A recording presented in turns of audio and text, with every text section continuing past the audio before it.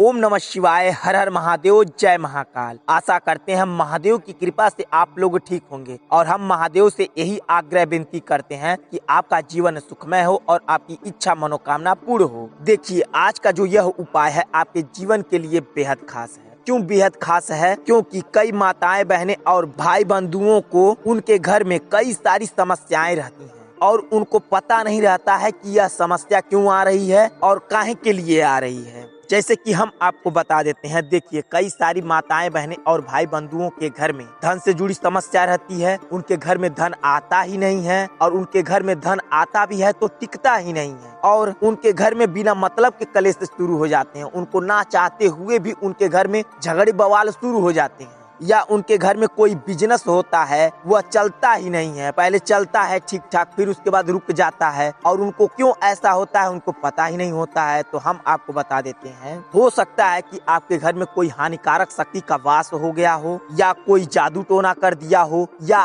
कोई आपसे गलती हो गई हो जिसके कारण ये सारी समस्याएं आ रही हो। तो देखिए, आज के इस उपाय से आप इन सारी समस्याओं से छुटकारा पा सकते हैं सिर्फ इस एकमात्र उपाय से। देखिए, इस उपाय के बारे में हम आपको सबसे पहले संक्षिप्त में बता देते हैं, उसके बाद इस उपाय के बारे में अच्छे तरीके से बताएंगे। इस उपाय में क्या सामग्री लगेगी और इसको कहाँ करना है, कैसे करना है, हम आपको इस वीडियो में सब विस्तृत रूप से बताएंगे। तो आप इस वीडियो को बेहद ध्यान से देखें और पूरा देखें। हम आपको पहला उपाय बताने जा रहे हैं। इस पहले वाले उपाय मात्र से आपके घर में धन से जुड़ी कोई भी समस्या होगी, कोई भी दिक्कत होगी, आसानी से समाप्त हो जाएगी। चाहे आपके घर में कोई बिजनेस हो वह रुका पड़ा हो, चल ही नहीं रहा हो, या अगर आपके घर में किसी की नौकरी नहीं लग रही है, वह लाख कोशिश कर रहे हैं तब भी कोई भी नौकरी लगी नहीं रही है, या अगर आपके घर में पैसा आ रहा है टिक ही नहीं रहा है, आते ही खत्म हो जा रहा है, तो आप इस उपाय को जरूर करें और अपने जीवन को सुखमय बनाएं।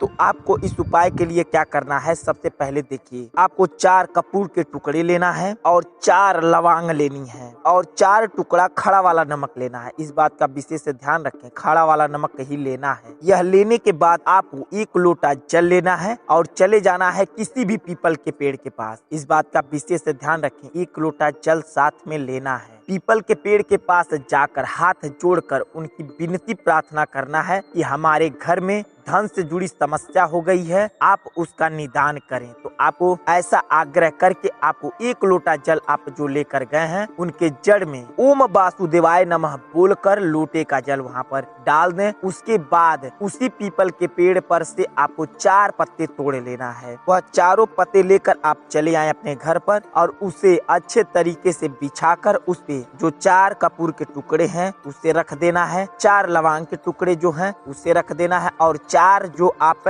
नमक जो लिए हैं खड़ा वाला नमक उसे रख लेना है। क्या करना है? सब पत्ते पर 1 कपूर 1 कपूर 1 कपूर 1 कपूर ऐसे ही करके चारों पर 1-1 लौंग और 1-1 टुकड़ा रखकर उसे अच्छे तरीके से मोड़ लेना है। मोड़ कर उसे रक्षा वाले धागे से 7 गांठ बांधकर आपको अपने घर के चारों कोने पर रख देना है। ऐसा करने से आपके घर में धन से जुड़ी कोई भी समस्या होगी, कोई भी दिक्कत होगी, धन आ ही नहीं रहा है, आप लाख कोशिश कर रहे हैं, धन आपके घर में आ ही नहीं रहा है, बस आपको इतना ही करने से आपके घर में 3 से 4 दिन के अंदर ही आपके घर में धन आने लगेगा और माता लक्ष्मी आपके घर में वास करने लगेंगी। अब देखिए, यह दूसरा उपाय आपके जीवन के लिए बेहद खास है। इसे आप ध्यान से सुने और ध्यान से समझें। देखिए, आपको क्या करना है? इस उपाय के लिए आपको लेना है छोटी सी डंडी लेना है और किस पेड़ की? शमी वृक्ष की। इस बात का विशेष ध्यान रखें, शमी वृक्ष की थोड़ी सी छोटी सी डंडी आपको तोड़ लेना है और 1 डंडी सूखी तोड़ लेना है। एक हरी तोड़ना है, एक सूखी तोड़ना है। अब आपको अपने घर पर लाकर उससे सूखी वाली डंडी और हरी वाली डंडी दोनों को साथ में मिलाकर आपको रक्षा वाले धागे से 3 बार लपेटकर अच्छे से बांध देना है। अब आपको क्या करना है? आपको अपने घर से सबसे नजदीक जो मंदिर हो, किसी भी देवी देवता का मंदिर हो, चाहे भगवान शिव का हो, चाहे माता दुर्गा का हो, चाहे माता लक्ष्मी का हो, चाहे माता काली का हो, किसी भी मंदिर पर आपको चले जाना है और आपको क्या करना है? 1 दीपक लेकर जाना है। और आपको उस दीपक में डालने के लिए तिल का तेल ले लेना है और एक बाती ले लेना है। इतना सब कुछ लेकर आप मंदिर पर चले जाएं और जो हरी वाली डंडी है समी के पेड़ का और सूखी वाली डंडी जो है समी के पेड़ का वो भी साथ में ले लेना है और चले जाना है मंदिर पर। मंदिर पर आपको बैठकर, कोई भी देवी देवता का मंदिर हो वहाँ पर बैठकर आपको पहले उनसे आग्रह विनती ले लेनी है। फिर उसके बाद उस दीपक को जलाकर, इस बात का विशेष ध्यान रखें, वहाँ पर उस मंदिर पर दीपक जलाकर उस सूखी हुई डंडी को और हरी वाली डंडी को जो आप लपेटे हैं उसे अच्छे तरीके से 7 बार उस दीपक को घुमाकर, ठीक है, 7 बार उस दीपक पे घुमाकर उसे आपको उनके चरणों में रख कर चले आना है। इतना करने से यह उपाय इतना ज्यादा कारीगर है, आपके घर में अगर कोई भी हानिकारक शक्ति हो, चाहे कोई आपके घर में जादू टोना कर दिया हो, इतना करने से आपके घर में हानिकारक शक्ति का वास अगर होगा वो आसानी से हट जाएगा। अगर कोई जादू टोना किया रहेगा वो भी आसानी से खत्म हो जाएगा और आपके घर में सुख शांति समृद्धि का वास होगा और आपके घर में माता लक्ष्मी का भी वास होगा। अब आपको तीसरा उपाय बताते हैं, अंतिम उपाय। आपको इस उपाय को करने मात्र से आपके घर की कोई भी दिक्कत है, कोई भी परेशानी है, यह उपाय अगर कर लेते हैं आप, अगर आपके घर में धन से जुड़ी कोई समस्या है, अगर किसी का तबीयत खराब हो गया, वो ठीक ही ना हो रहा हो, आप लाख दवा दुआ करा कर थक गए हो, तो आप यह उपाय जरूर करें और थोड़ी सावधानी से यह उपाय करें। यह उपाय थोड़ा लंबा है, आप सावधानी पूर्वक इस उपाय को पूरा देखें और अच्छे तरीके से समझें। बेलपत्री लेना है और थोड़ा सा शहद लेना है और थोड़ा सा आपको चंदन ले लेना है। यह सारा सब कुछ लेकर आप भगवान शिव के मंदिर पर चले जाएं। इस बात का बेहद ध्यान दें,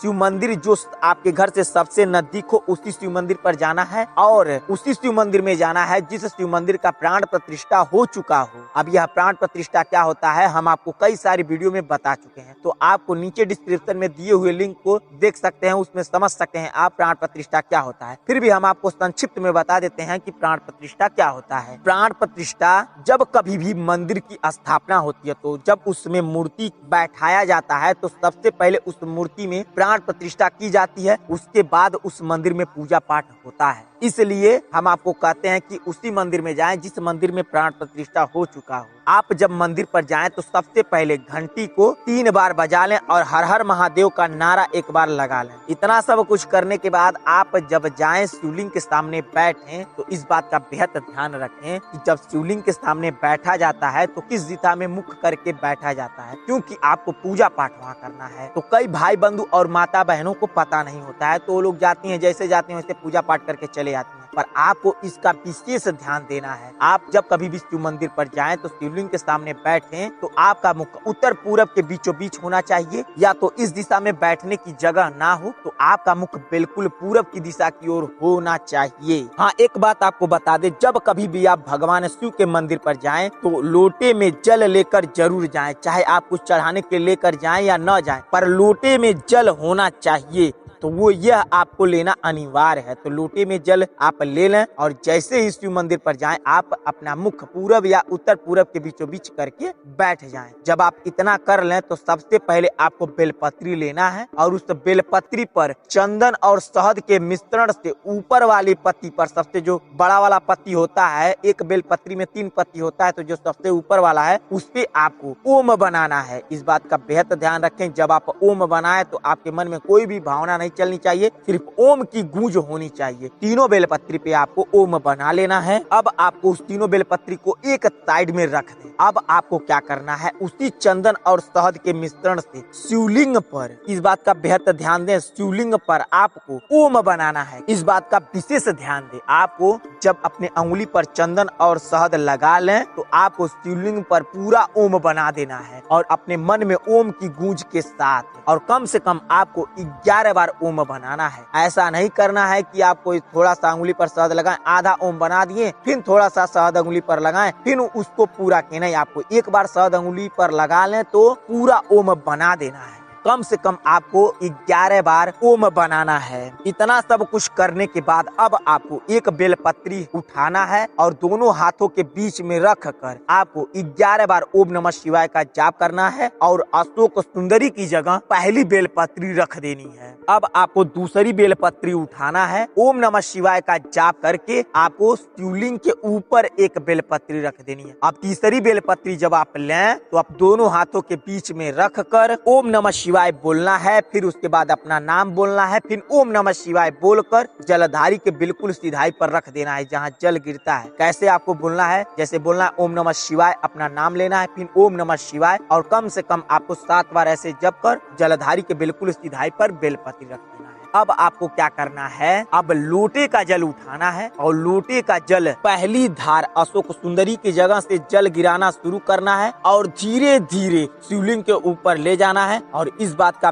विशेष ध्यान रखें, जब आप अशोक सुंदरी की जगह जल गिरा रहे हो तो आपको श्री शिवाय नमस्तुभ्यम का जाप करना है। और कब तक जाप करना है, जब तक लोटे का जल पूरा गिर न जाए। और कैसे जल गिराना है इस बात का विशेष ध्यान रखें। पहले आपको अशोक सुंदरी की जगह पहला धार गिराना है और आपको श्री शिवाय नमस्तुभ्यम जाप शुरू करना है और ऐसे ही धार चलाते चलाते शिवलिंग के ऊपर चले आना है। और जब जल पूरा गिरने वाला हो तो आपको श्री शिवाय नमस्तुभ्यम बोलकर पूरा जल ढाल देना है। इतना सब कुछ करने के बाद जैसे ही आप पूरा जल गिरा लें, तुरंत जलधारी के बिल्कुल सुधाई पर जो बेलपत्री रखे हैं उसके ऊपर अपना लोटा रख कर थोड़ा सा जल 1-2 बूंद जो जलधारी के तरफ से गिर रहा हो वह रोक लें और वह बेलपत्री और लोटा एक साथ उठाकर लेकर चले आए अपने घर पर। अब आपको क्या करना है, उस बेलपत्री को आप ऐसी जगह रखें जहाँ कोई भी जल्दी जाता ना हो और जाए भी तो पूछे न कि ये क्या है, और वहाँ से फेंके ना। उस बेलपत्री को अपने घर में छुपा कर रख दें और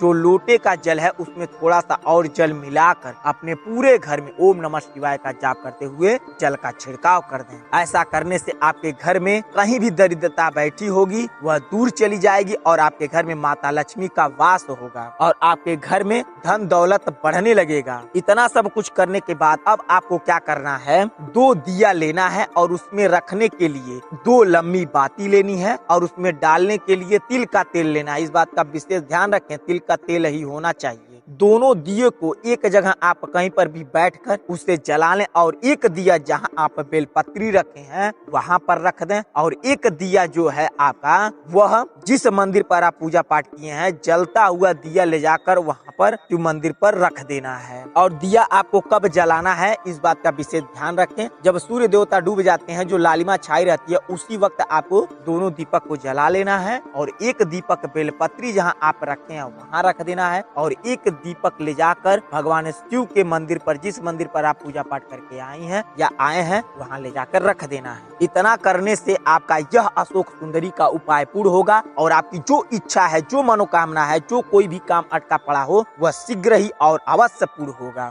यह अशोक सुंदरी का उपाय आपके जीवन की सारी परेशानियों को आसानी से समाप्त देगा, तो आप यह उपाय जरूर करें। अगर आपको यह उपाय समझ में आ गया हो तो कमेंट बॉक्स में हर हर महादेव या श्री शिवाय नमस्तुभ्यम या ओम नमः शिवाय जरूर लिखें। और अगर नहीं समझ में आया हो तो कमेंट बॉक्स में पूछ सकते हैं, हम आपको वहाँ भी बताने और समझाने की पूरी कोशिश करेंगे। चलिए मिलते हैं आपसे अगली वीडियो में, तब तक के लिए श्री शिवाय नमस्तुभ्यम, हर हर महादेव।